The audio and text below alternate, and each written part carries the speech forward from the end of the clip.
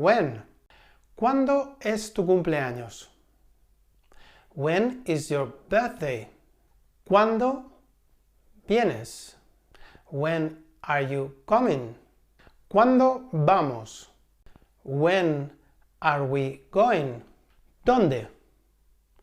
Where? ¿Dónde vives? Where do you live? ¿Dónde estás? Where are you?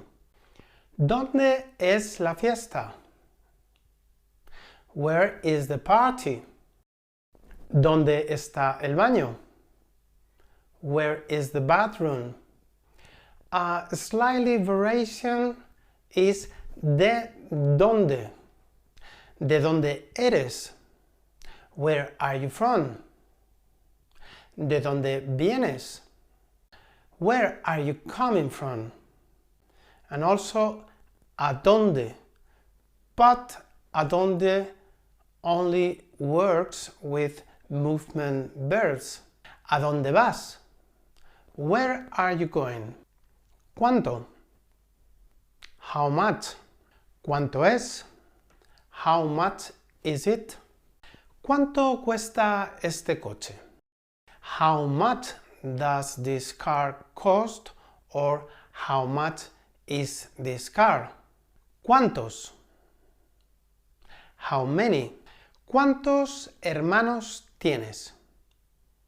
How many siblings do you have? ¿Cuántas hermanas tienes?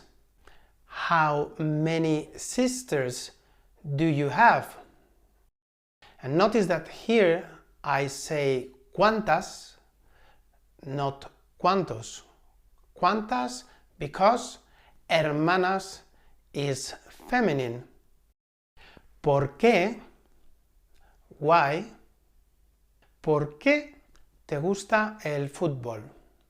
Why do you like football? ¿Por qué no? Why not? ¿Por qué vistes así? Why are you dressed like that? What would you ask to get this answer? Me llamo Yago.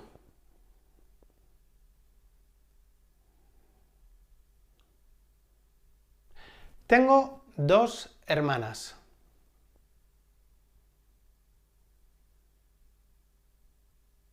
Vivo en Madrid.